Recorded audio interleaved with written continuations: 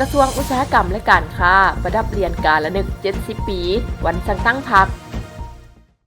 ในวันที่26 มีนาคม 2025 องค์คณะพรรคกระทรวงอุตสาหกรรมและการค้าได้จัดพิธีประดับเรียนการละนึก70 ปีวันสั่งตั้งพรรคประชาชนปฏิวัติลาวหรือวันที่22 มีนา 1955 ถึงวันที่22 มีนา 2025 ให้สมาชิกพรรคผู้ที่ยังประจำการและสมาชิกพรรคอาวุโสบำนาญกระทรวงโดยให้เกียรติเข้าร่วมของสหายมะไลท้องกรมสิทธิ์กรรมการสำห้องศูนย์กลางพรรคเลขาคณะบริหารงานพรรครัฐมนตรีกระทรวงอุตสาหกรรมและการค้า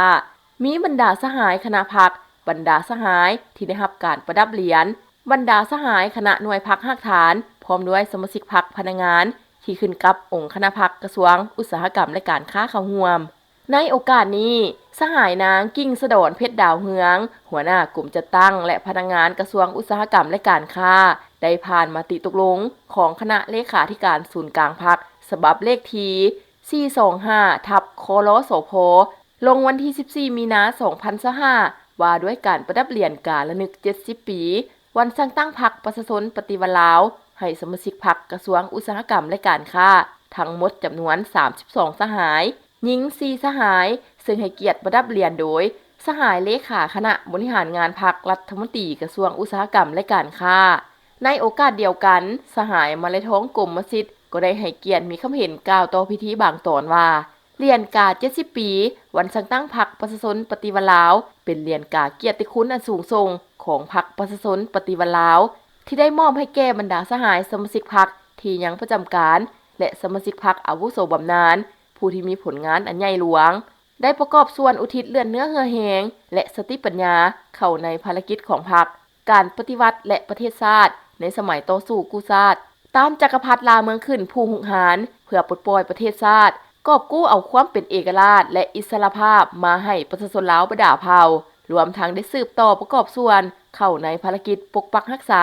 และสร้างสรรค์พัฒนาประเทศชาติเป็นแบบอย่างอันประเสริฐแก่หุ่นสืบทอดการประดับเหรียญการละนึก70 ปีครั้งนี้เป็นการแสดงให้เห็นถึงความรู้บุญคุณอย่างสุดซึ้งเป็นการจารึกและจดจำผลงานอันใหญ่หลวงของบรรดาสหายเป็นการย่องย่อสรรเสริญเป็นความทะนงใจของพรรครัฐบาลและประชาชนลาวบรรดาเผ่าที่มีบรรดาสหายพวกเฮาผู้ที่เป็นหุ้นสืบทอดจะสืบต่อทำเฮียนเอาแบบอย่างคุณสมบัติศีลธรรมปฏิวัติผลงานและวีรกรรมอันโดดเด่นน้ำใจรักชาติอันดูดดื่มความกล้าแกร่งเด็ดเดี่ยวเหนียวแน่นบ่ยอมจำนนความซื่อสัตย์บริสุทธิ์จงรักภักดีจะสืบต่อปกปักรักษาและเสริมขยายมูลเสื้ออันดีงามยึดมั่นในอุดมการณ์สร้างความสามัคคีอันเป็นปึกแผ่นอยู่ภายในพรรคให้มีความปลอดใสเข้มแข็งและหนักแน่นสืบต่อจัดตั้งปฏิบัติแนวทางนโยบายของพรรคให้บรรลุตามจุดหมายที่พรรคเฮาได้กำหนดไว้เหลือ5ตอนสุดท้ายแล้วเด้ออย่าพลาดโอกาสเป็นเจ้าของดินงามทำเลดีเขตตัวเมืองราคาจับต้องได้ดินอยู่บ้านดงนาทองเมืองสีโคตรตะบองนครหลวงเวียงจันทร์ใกล้คิวรถสายเหนือสนามบินวัดไตตลาดสันเจียงตลาดลาวอุซีทางด่วนเวียงจันทร์วังเวียงเป็นโครงการดินจัดสรรแบ่งขายทางปูอย่างกว้าง6 เมตรมีน้ำประปาไฟฟ้าให้พร้อมท่านสามารถเลือกจ่ายสดหรือผ่อนจ่ายก็ได้ถ้าทานจ่ายก่อน30ส่วนห้อยเข้ามาปรึกษาได้เลย